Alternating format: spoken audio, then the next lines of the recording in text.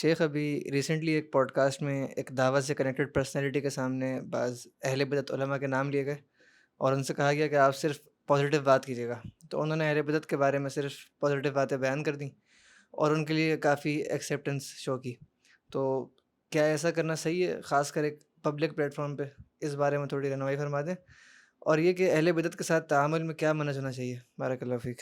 اچھا دیکھیں، ایک سوچ میں ہے وہ ہے مسئلہ. وہ ویڈیو میں نے بھی دیکھی ہے، نادر علی پوڈ کاسٹ کے ساتھ انہوں نے کی ہے، اور ان کا یوتھ کے لیول پہ کام بہت اچھا ہے، اور دین کی طرف لوگوں کو بلانا، ان سب کو ہم اپریشیٹ کرتے ہیں، اور انہوں نے بہت اچھی خدمات انجام کی ہے اور ایفرٹس جو ہیں ان کی. لیکن ساتھ ساتھ ہمیں جو ہے نا یہ بات یاد رکھنی چاہیے کہ دین کا کام کرنے میں جو طریقہ جو ہونا چاہیے، منہج، وہ بہت امپورٹنٹ ہے اور وہ صحیح ہونا چاہیے. اصل میں وہاں پہ جو انہوں نے پوچھا ہے کہ صرف پازیٹیو کامنٹس جو ہیں وہ ان کے بارے میں دیجیے، اور پھر انہوں نے جو ہے وہ مختلف مقاصد فکر کے علماء کے نام لیے، اور پھر انہوں نے ظاہر سی بات ہے جب ان سے پازیٹیو ہی پوچھا گیا تو انہوں نے پازیٹیو ہی جواب دیا. تو یہ کوئی جواز نہیں ہے کہ آپ سے صرف پازیٹیو. اب مثال کے طور پر اگر آپ سے کوئی ابلیس کے بارے میں پازیٹیو بات پوچھے گا تو آپ کیا نیگیٹو بات نہیں کریں گے؟ کیوں نیگیٹو بات آپ پہلے کریں گے؟ کیوں؟ کیونکہ اس میں شر غالب ہے. تو جس میں شر غالب ہوتی ہے نا، اس کی آپ تعریف نہیں کرتے تاکہ میسز اور لوگ ڈسیو نہ ہوں اس سے. اسی لیے اہل علم نے اور ہمارے اسلاف نے اہل بدعت کی تعریف پبلک پلیٹ فارمز میں کرنے سے منع کیا ہے، ان سے علم حاصل کرنے سے منع کیا ہے، ان کے پاس جانے، ان سے بیٹھنے، ان کے ساتھ مجالست، ان سے علم حاصل کرنے سے منع کیا. کیوں؟ تاکہ لوگ ڈسیو نہ ہوں کہ اچھا یہ فلاں بندہ جا رہا ہے اور یہ اہل سنت میں سے ہے تو لہٰذا یہ بندہ ٹھیک ہے، اس کو سن لینا چاہیے. یہ عقائد کی کتب میں بارہا آپ پڑھ کے دیکھ لیں، سن کے دیکھ لیں، اسلاف کا متفق علیہ موقف ہے کہ اہل بدعت کی تعریف نہیں کی جائے گی مطلقاً، generally on a public platform. ہاں، اگر کسی انکلوز کوئی ایکیڈیمک سرکل ہے تو اس میں اگر کوئی ایک بات ان کی تعریف کر دی جائے اور یہ بھی آگاہ کر دیا جائے کہ ان کا شر بہت ہے تو ٹھیک ہے، لیکن پبلک پلیٹ فارمز میں اہل بدعت کی تعریف نہیں کی جائے گی. یہ متفق علیہ اصول ہے سلف صالحین کا بھی.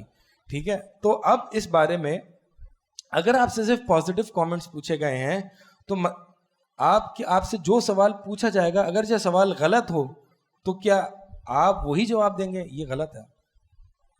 بلکہ سوال اگر غلط ہو تو اس سوال کو ریفریز کر کے آپ جواب صحیح دیں گے. یہ اصل طریقہ ہے.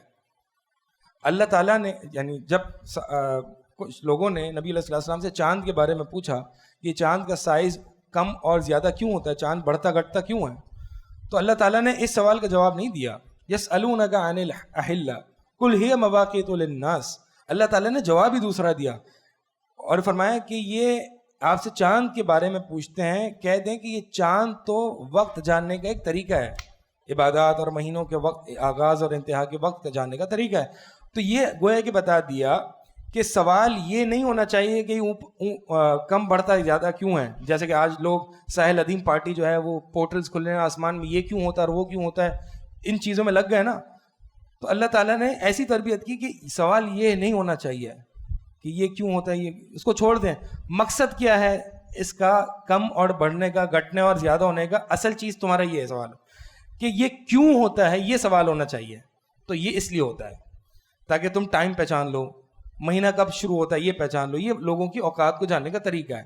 یہ دین نے ہمیں یہ تربیت دی ہے. ٹھیک ہے، تو بہرحال یہ پتہ نہیں ساحل عدیم کہاں سے آ گیا. میں بتا رہا تھا کہ جب کوئی آپ سے ٹیڑھا سوال پوچھے نا، اور میڈیا پر journalist, talk shows, podcast, یہ ہوتی اسی لیے ہے کہ آپ سے ٹیڑھے سوال پوچھے جائیں تاکہ ان کو ویوز ملیں. تو ایک تو یہ کہ اگر آپ میں اتنی جرت نہیں ہے کہ آپ صحیح جواب دے سکیں یا اس کوشچن کو ریفریز کر کے اپنا جواب دے سکیں تو برائے مہربانی اس پبلک پلیٹ فارم پہ پھر آپ کا کام نہیں ہے. اگر تو آپ حق کی بات کو بلند کر سکتے ہیں ان پبلک پلیٹ فارمز پہ تو پھر جائیں، ضرور جائیں. ایسی پوڈ کاسٹ میں بھی جائیں، ایسے ٹاک شوز میں بھی جائیں جہاں پر آپ کو لگتا ہے کہ آپ اپنے دین میں کوئی کمپرومائز، اپنے اصول میں کوئی کمپرومائز نہیں کریں گے.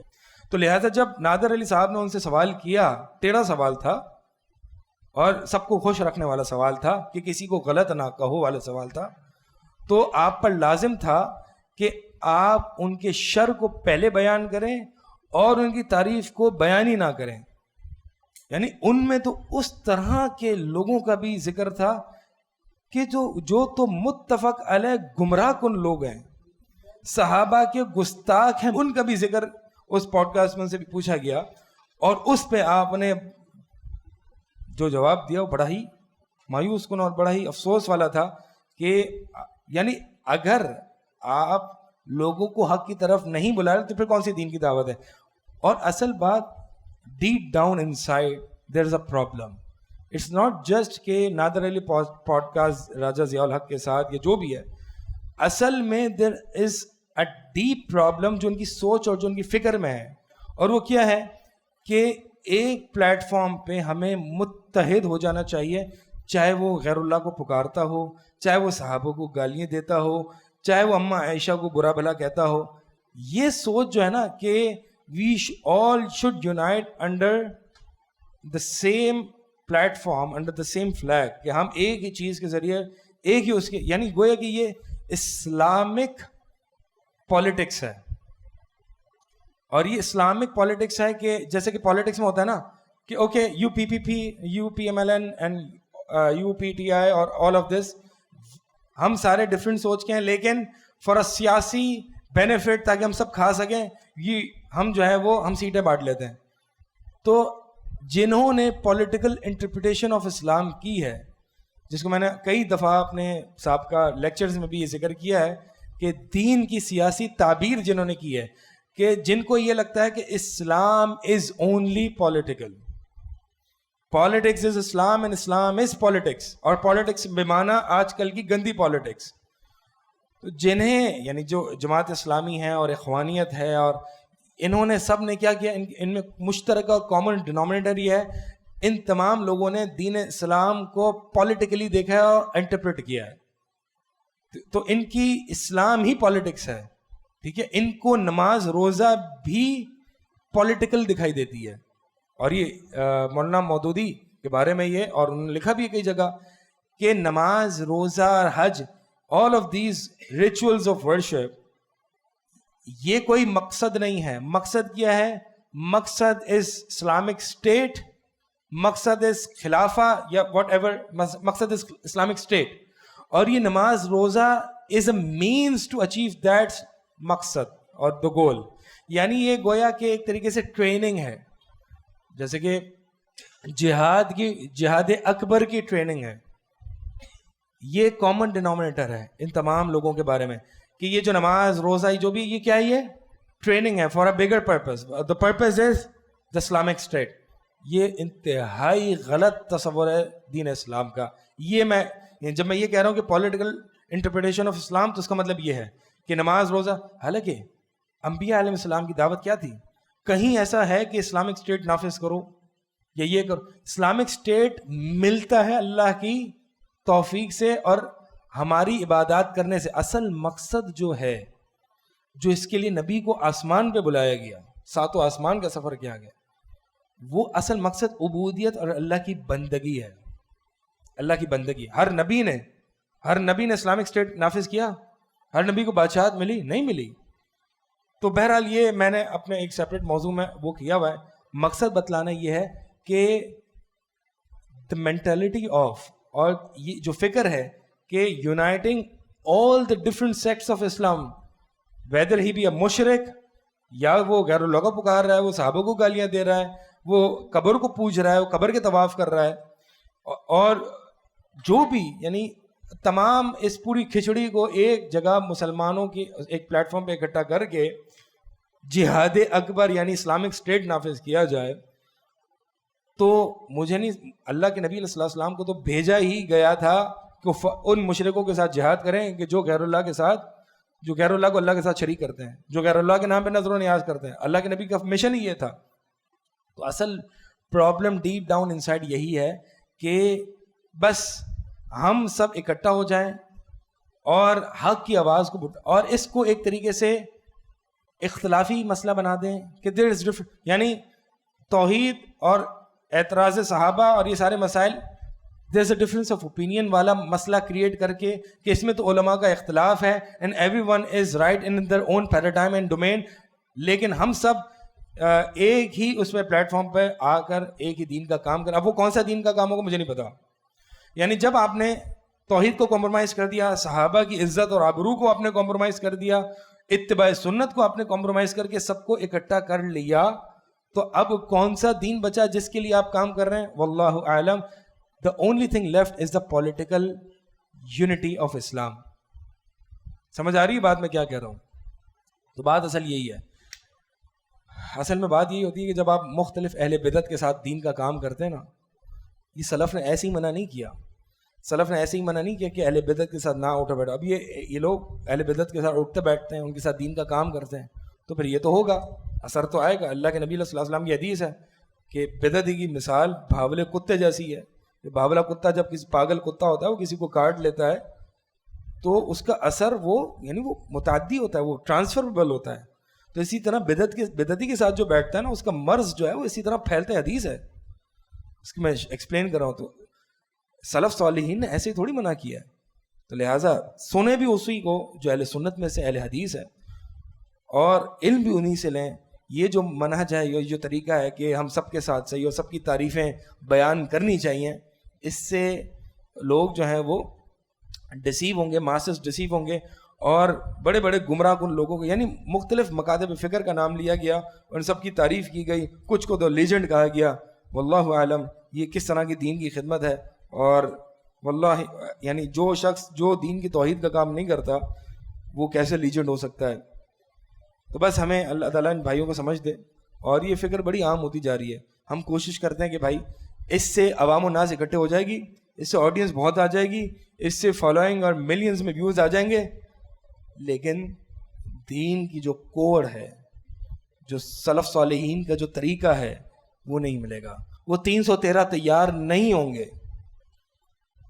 313 چاہیے کہ جو اگرچہ کوانٹٹی میں لو ہوں لیکن کوالٹی ایسی نیکسٹ لیول ہو کہ وہ لاکھوں پر بھاری ہو جائیں. یہ وہ تیار نہیں ہوگی, وہ کریم تیار نہیں ہوگی. کریم تیار ہوگی تو اس منہج, اس طریقے, اس سلفیت, اس آل الحدیث کے منہج پر چل کے ہی تیار ہوگی, اور یہی ہم کر رہے ہیں. آپ اکٹھا کر لیں عوام کو. کئی لوگ ماضی میں آئے, بڑی فالوئنگ ہوئی, بڑے ڈھنڈورے پیٹے گئے, بڑی آڈینس بنی, بڑا سب کچھ ہوا, لیکن آج ان کا نام و نشان نہیں ہے. لیکن کچھ ایسے لوگ آئے جو ون مین آرمی تھے, مثل ابن تیمیہ رحمہ اللہ. لوگ کہتے تھے آپ ہر بندے پر آپ رد کر دیتے ہیں, کسی کو نہیں چھوڑا انہوں نے, کسی کو نہیں چھوڑا. مطلب دین کو صاف کرنا تھا نا ان امپیورٹیز سے, دین کو صحیح سلامت کہ جو اللہ کے نبی علیہ السلام کے زمانے کا دین تھا اس مطابق رکھنا تھا. سلف نے یہی کیا. امام احمد ابن حنبل رحمہ اللہ, one man army, he was the only one who was getting flogged by the rulers. صرف کس مسئلے پر؟ قرآن اللہ کا کلام ہے یا نہیں, اس مسئلے پر ون مین آرمی کوڑے کھا رہے ہیں, اور آج وہ امام اہل سنت ہیں. ابن تیمیہ رحمہ اللہ ون مین آرمی, جیل جا رہے ہیں, لوگوں کی تربیت کر رہے ہیں سنت پر, سلف کے منہج پر.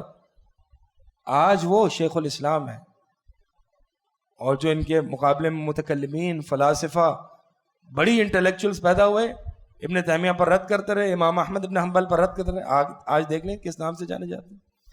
تو اصل دین کا کام یہ نہیں, اصل دین کا کام سلفیت, سلف کے منہج.